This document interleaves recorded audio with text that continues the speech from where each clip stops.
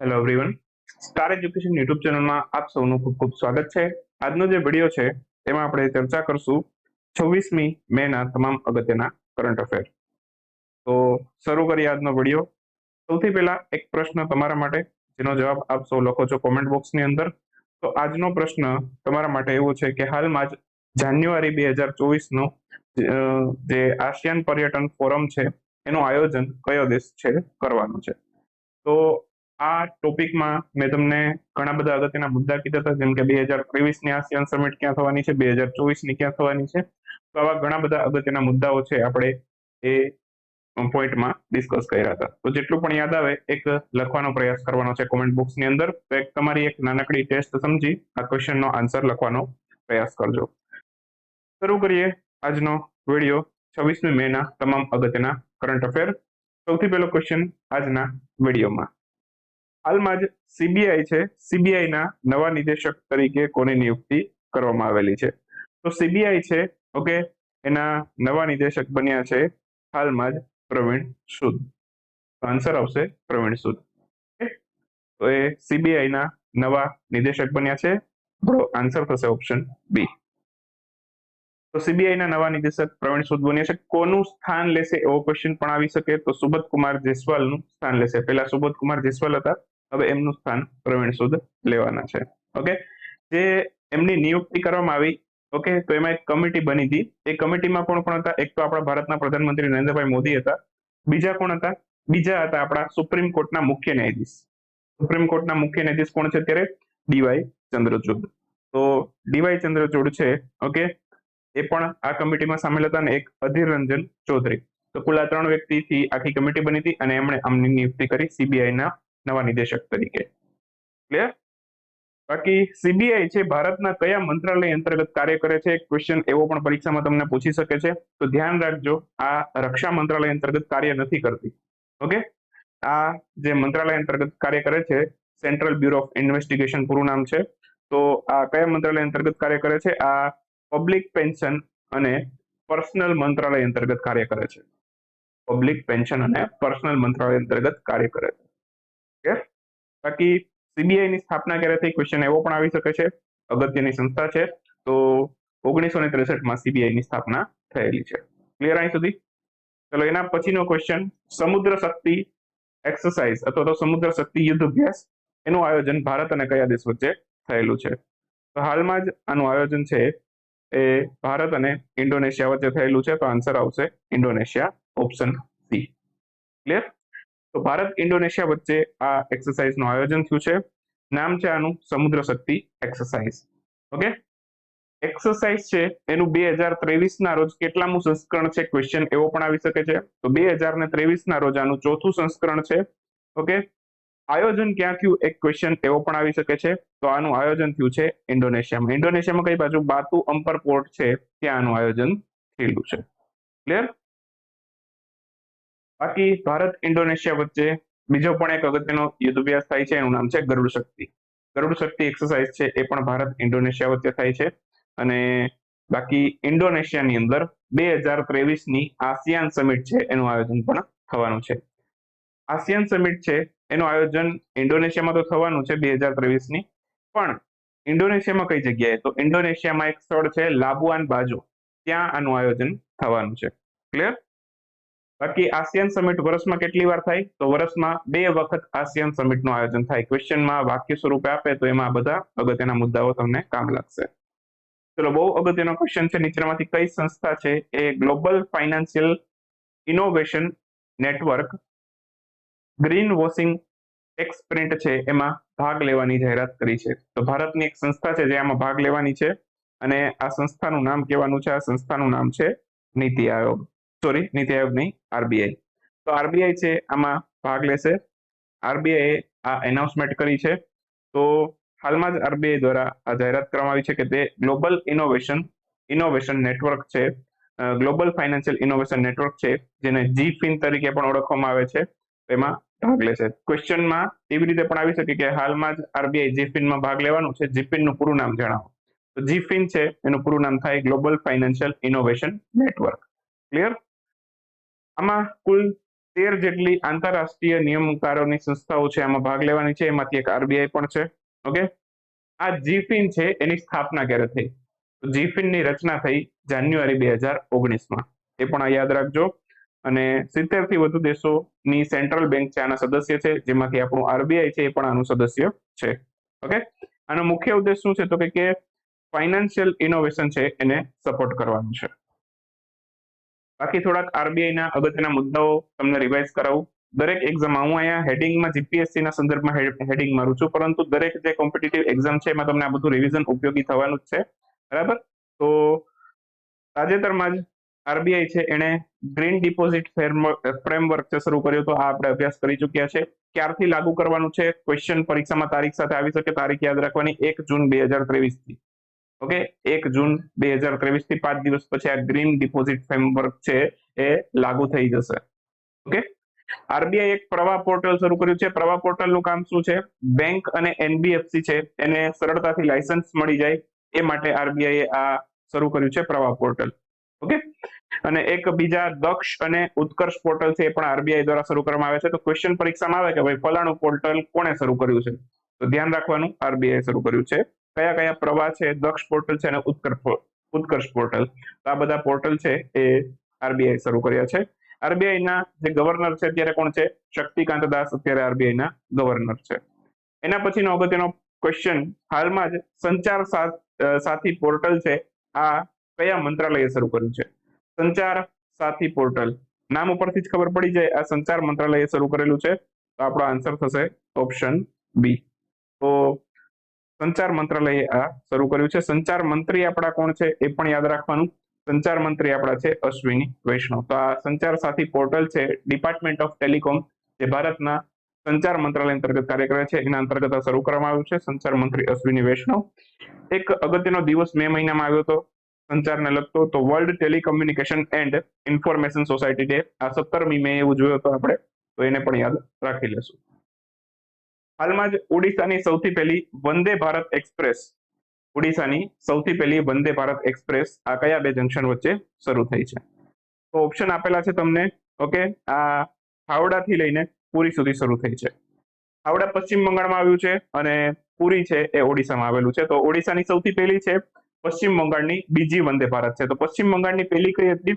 હાવડાથી new Jalpaiguri સુધી એક Vande Bharat train શરૂ થઈ હતી, તે પશ્ચિમ બંગાળની સૌથી પહેલી હતી. ઓડિશાની સૌથી પહેલી હાવડાથી પુરી સુધી શરૂ થઈ છે. ઓડિશાનું પુરી જે આવેલું છે, જગન્નાથ પુરીનો રથયાત્રાનો મહોત્સવ છે, સૌથી મોટામાં મોટો તેનો તહેવાર છે. ઓકે, તો એ પણ યાદ રાખશું. અને સૌથી પહેલી વંદે ભારત ક્યાં શરૂ થઈ એવું પણ પૂછી શકે તમને. અત્યાર સુધીમાં લગભગ 15-16 વંદે ભારત ટ્રેન શરૂ થઈ ગઈ છે. ટાર્ગેટ કેટલો છે? ઓગસ્ટ 2023, આવનારા 3 મહિના સુધીમાં આપણે કેટલી પૂરી કરવાની છે વંદે ભારત ટ્રેન? 75 વંદે ભારત ટ્રેન છે પૂરી કરવાની છે. ઓકે, તો સૌથી પહેલી વંદે ભારત ટ્રેન તમને પૂછી શકે પરીક્ષાના સંદર્ભમાં, તો એ દિલ્હીથી કટરા વચ્ચે શરૂ થઈ હતી. ઓકે, અને સૌથી પહેલા મહિલા લોકોમોટિવ પાયલોટ વંદે ભારત ટ્રેનના પૂછી શકે, તો એ કોણ બન્યા? સુરેખા યાદવ. સુરેખા યાદવ એશિયાના પણ સૌથી પહેલા મહિલા રેલવે ડ્રાઈવર બન્યા હતા. ઓકે, તો એ પણ એક અગત્યનો પોઈન્ટ છે. થોડાક જીપીએસસી માટે ઓડિશાના અગત્યના પોઈન્ટ યાદ રખાવી દો. જેમ કે ઓડિશા રાજ્ય છે ત્યાંનું દિબ્રુગઢ વન્યજીવ અભયારણ્ય છે. દિબ્રુગઢ વન્યજીવ અભયારણ્ય છે એને ટાઈગર રિઝર્વનો દરજ્જો આપવામાં આવ્યો છે. ક્લિયર? પછી ઓડિશા રાજ્યની સરકાર છે એને નુવા યોજના શરૂ કરી છે. નુવા યોજનાનું પૂરું નામ પૂછી શકે છે, તો નૂતન ઉન્નત અભિલાષા આ એનું પૂરું નામ છે. ઓકે, નવીન પટનાયક ત્યાં મુખ્યમંત્રી છે ઓડિશાના. ઓકે, એમને પણ યાદ રાખીશું. ભારત સરકારે 3 ભારતના એવા પોર્ટ છે કે જેને હાઇડ્રોજન હબ તરીકે વિકસાવવાની જાહેરાત કરી હતી. એમાં એક ઓડિશાનું પરદીપ પોર્ટ હતું. બીજા બે કયા હતા? એક ગુજરાતનું કંડલા હતું, જે દીનદયાલ ઉપાધ્યાય પોર્ટ તરીકે પણ ઓળખાય છે, અને એક હતું તમિલનાડુનું વીઓ ચિદમ્બરમ પોર્ટ. ક્લિયર? તો આ 3 પોર્ટને હાઇડ્રોજન હબ તરીકે વિકસાવવાનું છે. આ ઉપરાંત નેનો ડીએપી ખાતર, ઓકે, નેનો ડીએપી ખાતર નું ઉત્પાદન કરવા માટેના પ્લાન્ટ લગાવવાના છે. 3 જગ્યાએ ભારત સરકાર લગાડશે. કઈ કઈ જગ્યાએ? 2 ગુજરાતમાં લાગવાના છે, એક કલોલ જે ગાંધીનગરમાં આવ્યું છે. ઓકે, બીજું કંડલા કચ્છમાં આવ્યું છે, અને ત્રીજું છે ઓડિશાનું પરદીપ પોર્ટ. તો 3 જગ્યાએ નેનો ડીએપી ખાતર માટેના પ્લાન્ટ પણ લાગવાના છે. ચલો, એના પછીનો અગત્યનો પોઈન્ટ, હાલમાં જ Cannes international film festival, okay, Cannes international film festival, તો આનું આયોજન છે કયા દેશમાં કરવામાં આવી રહ્યું છે? કાન્સ ઇન્ટરનેશનલ ફિલ્મ ફેસ્ટિવલ છે, આનું આયોજન છે ફ્રાન્સમાં કરવામાં આવી રહ્યું છે, તો આન્સર આવશે ફ્રાન્સ. હાલમાં જ આ કાન્સ ઇન્ટરનેશનલ ફિલ્મ ફેસ્ટિવલ છે એનું આયોજન ફ્રાન્સમાં કરવામાં આવી રહ્યું છે. ભારત તરફથી ભારતનું પ્રતિનિધિત્વ કોણ કરશે? ભારત તરફથી જે ભારતનું પ્રતિનિધિત્વ કરવાના છે એમનું નામ છે એલ મુરુગન. એલ મુરુગન આમાં ભારતનું પ્રતિનિધિત્વ કરશે. કેટલામો કાન્સ ઇન્ટરનેશનલ ફિલ્મ ફેસ્ટિવલ છે, આવૃત્તિનું નામ પણ પૂછી શકે, તો 76મી આવૃત્તિ છે કાન્સ ઇન્ટરનેશનલ ફિલ્મ ફેસ્ટિવલની. ઓકે, અને બાકી આમાં એલ મુરુગન છે જે આપણા કેન્દ્રીય માહિતી અને પ્રસારણના રાજ્યમંત્રી છે. ઓકે, તો એ આમાં ભારતનું પ્રતિનિધિત્વ કરશે. બાકી ભારતની પેવેલિયન કલ્પના અને design national institute of design Ahmedabad છે એ આમાં એક ભાગ લેવા જઈ રહી છે એક થીમ સાથે, showcasing India's creative economy to global community. આ થીમ સાથે છે એમાં પાર્ટિસિપેટ કરશે. ક્લિયર? બાકી બાફટા ફિલ્મ ફેસ્ટિવલ પણ હમણાં થયો હતો. એ ક્યાં થયો હતો? બ્રિટનમાં થયો હતો. અને ફ્રાન્સની વાત છે તો ફ્રાન્સનો રાષ્ટ્રીય દિવસ જે 14મી જુલાઈ, 17 જુલાઈ નહીં, 14મી જુલાઈ ઉજવાય છે. તો એમાં મુખ્ય અતિથિ કોણ છે? મુખ્ય અતિથિ છે આપણા ભારતના પ્રધાનમંત્રી નરેન્દ્રભાઈ મોદી. તો એમાં મુખ્ય અતિથિ રહેવાના છે. હાલમાં જ ભારતીય નૌકાદળનું એક જહાજ છે આઈએનએસ મોર્મુગાવ, તો એણે બ્રહ્મોસ સુપરસોનિક ક્રૂઝ મિસાઇલ છે એનું સફળ પરીક્ષણ કર્યું છે. અને ક્વેશ્ચન આપણો એવો છે કે આ બ્રહ્મોસ મિસાઇલ છે એ ભારત અને કયા દેશ દ્વારા સંયુક્ત રીતે વિકસાવવામાં આવી છે? તો ભારત અને રશિયા બંને મળીને આ મિસાઇલ ડેવલપ કરી છે. નામ છે બ્રહ્મોસ. બ્રહ્મોસ નામ કેવી રીતે પડ્યું? રશિયાની મોસ્કોવા નદી, ભારતની બ્રહ્મપુત્રા નદી, બંનેનું કોમ્બિનેશન કરીને નામ આપ્યું બ્રહ્મોસ. ઓકે, તો ભારત રશિયા બંને ડેવલપ કરી છે બ્રહ્મોસ મિસાઇલ. એક જહાજ છે ભારતીય નૌકાદળનું આઈએનએસ મોર્મુગાવ, એમાંથી આનું સફળ પરીક્ષણ કરવામાં આવ્યું છે. બાકી થોડુંક મોર્મુગાવ વિશે યાદ રાખી લઈએ. અહીંયા બ્રહ્મોસ મિસાઇલની તો આપણે અવારનવાર વાત કરતા હોઈએ છીએ, પણ આઈએનએસ મોર્મુગાવ આની વાત કરી લઈએ. આ શું છે? વિશાખાપટ્ટનમ ક્લાસનું ડિસ્ટ્રોયર જહાજ છે. ત્યારે આને કમિશન કર્યું 18 ડિસેમ્બર 2022માં. ઓકે, કુલ આવા 4 જહાજ બનાવવાના છે. કોણ બનાવવાનું છે 4 જહાજ? તો કે માઝાગોન બ્લોક ship builder limited. Project 15B હેઠળ કુલ આ 4 જહાજ બનશે. ઓકે, બાકીના 3 કોણ છે? એક તો આઈએનએસ વિશાખાપટ્ટનમ પોતે, બીજું આઈએનએસ મોર્મુગાવ, ત્રીજું છે આઈએનએસ ઇમ્ફાલ અને ચોથું છે આઈએનએસ સુરત. તો શહેરોના નામ ઉપરથી આનું નામ આપેલા છે. મોર્મુગાવ ગોવાનું શહેર છે, વિશાખાપટ્ટનમ આંધ્રપ્રદેશમાં છે, ઇમ્ફાલ છે મણિપુરમાં આવેલું છે. ચલો, એના પછી હાલમાં જ નીચેનામાંથી કોને પ્રથમ એએસઆઈ ગોવિંદ સ્વરૂપ લાઈફ ટાઈમ અચીવમેન્ટ પુરસ્કાર છે એનાથી સન્માનિત કરવામાં આવે છે? તો સૌથી પહેલો આ પુરસ્કાર છે આર્કોલોજીકલ સર્વે ઓફ ઇન્ડિયા આપી રહી છે. એએસઆઈ અહીંયા આર્કોલોજીકલ સર્વે ઓફ ઇન્ડિયા માટે છે. તો પ્રોફેસર જયંત વી નાર્લીકર છે એમને આ પુરસ્કારથી સન્માનિત કરવામાં આવ્યા છે. સૌથી પહેલો આ પુરસ્કાર છે આર્કોલોજીકલ સર્વે ઓફ ઇન્ડિયા દ્વારા આપવામાં આવે છે. પ્રોફેસર જયંત વી નાર્લીકર છે એમને આ પુરસ્કાર આપવામાં આવ્યો છે. આર્કોલોજીકલ સર્વે ઓફ ઇન્ડિયાની વાત કરી લઈએ તો આના સ્થાપક કોણ છે? એલેક્ઝાન્ડર કનિંગહામ આના સ્થાપક છે. 1861માં આની સ્થાપના થઈ. મુખ્ય મથક નવી દિલ્હીમાં છે. અને અત્યારે આના ડાયરેક્ટર જનરલ કોણ છે? ડાયરેક્ટર જનરલ છે વી વિદ્યાવતી. તો એમને પણ આપણે યાદ રાખીશું. એના પછી નેક્સ્ટ ક્વેશ્ચન છે કે એશિયન કબડ્ડી ચેમ્પિયનશિપ 2023ની એનું આયોજન ક્યાં થશે? તો આનું આયોજન થશે સાઉથ કોરિયામાં, એટલે કે દક્ષિણ કોરિયા. ઓપ્શન એ આપણો અહીંયા આન્સર થશે. તો હાલમાં જ આ એશિયન કબડ્ડી ચેમ્પિયનશિપ છે એનું આયોજન દક્ષિણ કોરિયામાં થવાનું છે. દક્ષિણ કોરિયા બીજા પણ એક ઇવેન્ટનું આયોજન કરવાની છે, 2024માં કરશે. ગાંગવોન શહેર છે ત્યાંનું, ત્યાં વિન્ટર યુથ ઓલિમ્પિક 2024નું આયોજન થશે. સમર યુથ ઓલિમ્પિક 2024ની વાત કરીએ તો એ ફ્રાન્સના પેરિસમાં થવાના છે. કબડ્ડી વર્લ્ડ કપ 2025નો એ થશે યુકેમાં. ક્લિયર? તો આટલા પોઈન્ટ ખાસ યાદ રાખવાના છે. 2025નો કબડ્ડી વર્લ્ડ કપ પહેલી વખત એવું થાય છે કે જે ભારતથી બહાર આનું આયોજન થઈ રહ્યું છે. International week of solidarity with the people of non self governance territory આ ક્યારે ઉજવાયેલું? તો 25 થી 31 મે આની સેલિબ્રેશન કરવામાં આવેલું છે. યુનાઇટેડ નેશન્સ આની ઉજવણી કરે છે. ઓકે, 1999 માં આ સપ્તાહની સેલિબ્રેશન માટે સંયુક્ત રાષ્ટ્રએ મંજૂરી આપેલી હતી. અગત્યના થોડાક વન લાઇનર પ્રશ્ન જોઈ લઈએ. તો સૌથી પહેલો ક્વેશ્ચન છે કે development of electricity market in India માટે કેન્દ્રીય ઉર્જા મંત્રાલય દ્વારા બનાવવામાં આવેલ એક જૂથનો અહેવાલ સુપરત કરવામાં આવ્યો છે. આના અધ્યક્ષ કોણ હતા? તો આના અધ્યક્ષ જે છે એ કોણ છે? આલોક કુમાર આના અધ્યક્ષ હતા.